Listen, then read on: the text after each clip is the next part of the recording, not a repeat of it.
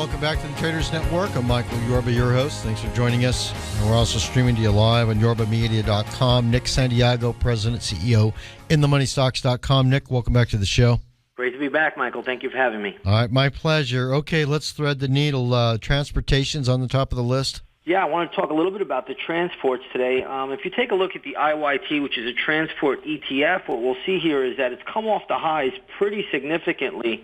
And yesterday, price actually closed below the low bar or the low trading range on the 1st of August. That's a bearish signal. So I think the transports are telling us, at least the IYT, that it wants to get down to around the 111 level. That's where traders can look to pick this up as a bounce.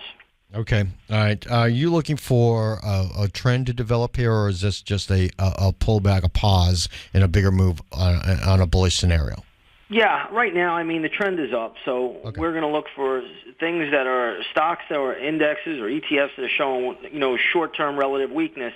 We'll look to buy them on pullbacks. Right now, you can look at this IYT around that 111 level for that to happen. Okay, got that. 111 for IYT. Do you have an idea where, we're looking for the 119 on this, create a range or break through to new highs after this low comes in?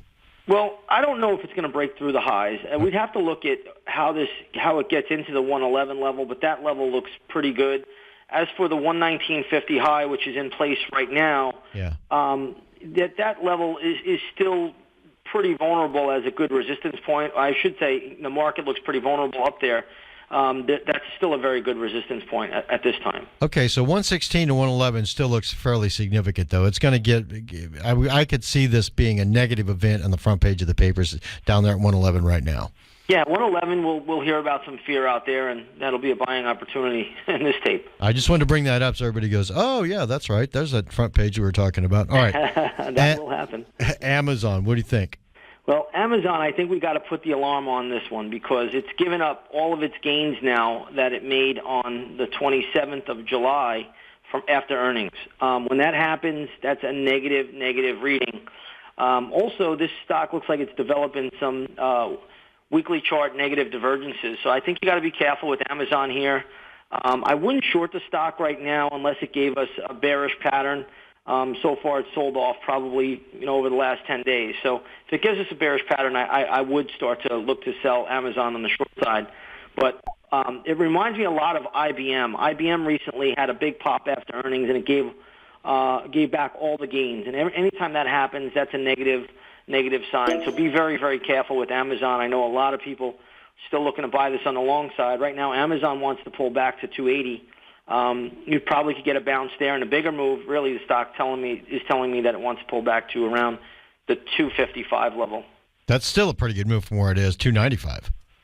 It's at 295 today, yeah, and I think ultimately wants to go down to around 255. That's going to be a nice move. Okay, so you're expecting a decent pullback here in the NASDAQ. I picked out a couple of stocks there. Do you think that's going to lead beyond some of the other indices?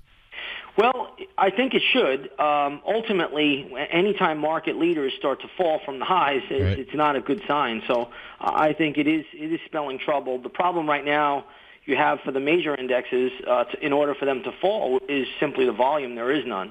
And remember the old market adage, it's very, very tough trying to short a dull market.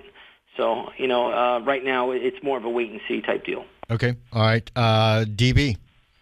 Yeah, Deutsche Bank I wanted to bring up today simply for the fact that it's getting a lot of press about, the markets are getting a lot of press in Europe about how things are recovering there. But if you see Deutsche Bank, it put a high in May. It also put a secondary top in July. Whenever I see that, it makes me a little bit on the cautious side. Lower highs are not a sign of strength. So I'm thinking Deutsche Bank goes sideways here a little bit longer. Sell this short around somewhere in this area underneath 47 down to around $40. Okay, right. What is it? The 44 is the. I've got a weekly chart here, longer-term move. 44 is the 50-period moving average. So that's going to be that old low that happened right at the beginning of July, right? Yeah, right now I'm showing my 50-day moving average around 45. So we're just teeter-tottering just a little bit above that. Mm-hmm. But anytime you start flirting with the 50-day moving average, start making lower highs in on the chart, that's not really a sign of strength. So I think traders really want to be careful here. Don't buy into all the media hype. Just watch the charts. They'll tell you what to do. Good targets. All right, Whirlpool? Yeah, Whirlpool I wanted to bring up today because I know we don't talk about this a whole lot, but, with the so-called housing recovery and everything else, all of these stocks, appliance makers, they get a lot of hype. But Whirlpool was a stock, and it's still a stock that's in a good uptrend. But it just came off of the highs with a pretty nice little sell bar on the 6th of August. And when I see something like that, that tells me a short-term top could be in. And Whirlpool really could pull back sharply into the 116, 115 level. That's where the chart has a lot of support. That's where I most likely would be a buyer. I would possibly issue a short alert soon on Whirlpool if it gives us a little bit more of a bearish pattern, meaning it's going to stay inside of that August 6th red bar. But right now I need a little bit more time. But either way, I do see this coming down to around the 116 level. From 133. That'd be a nice trade. Yeah, that's going to be real nice, and I think we have a real legitimate shot at that happening. Okay, all right. Let's go back to the market barometer you put us into a long time ago, J.P. Morgan, and I wanted to get your feelings on that because it's rolled over a little bit. Are you thinking that? Well, stop. You tell me what you're thinking.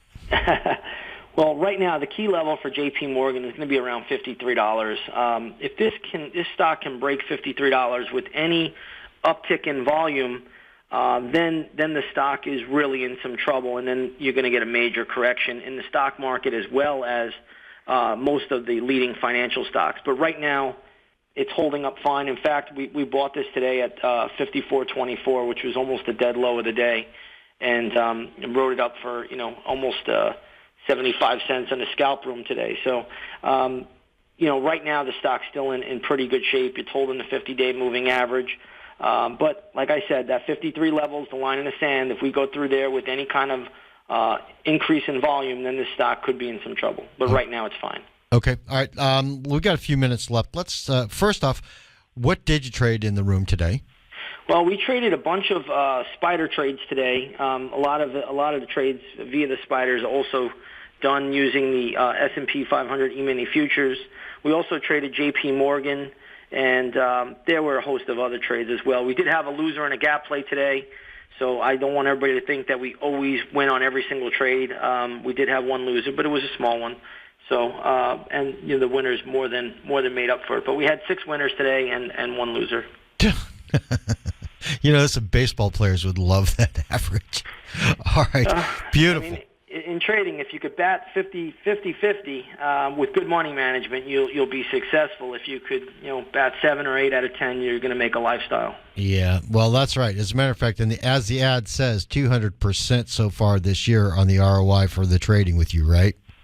Yeah, we've had a great year so far. We'll hope to keep it going, and we just take it one day at a time. It's still a humbling business, so.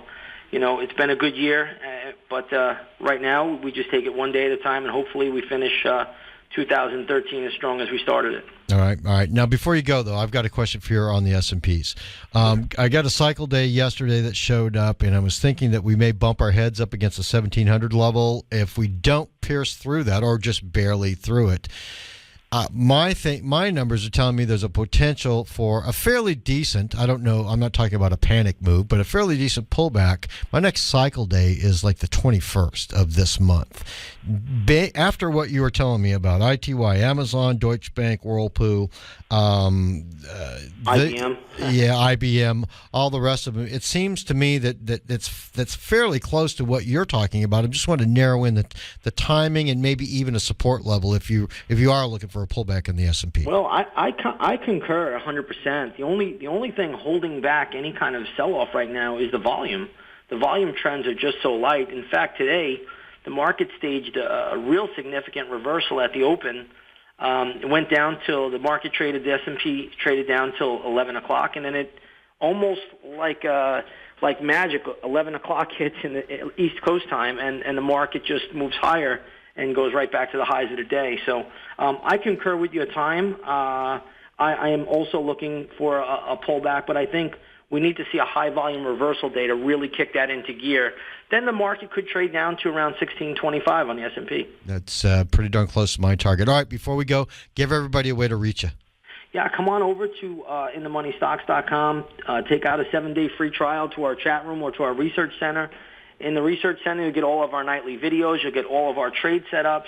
You'll also get our daily market report with levels on the 10-year bond yield, on oil, on gold, on the S&P 500, and much, much more.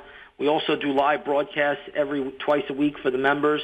Come on in there. You can see our charts. Ask us as many questions as you want. And also come over to our intraday stock chat room.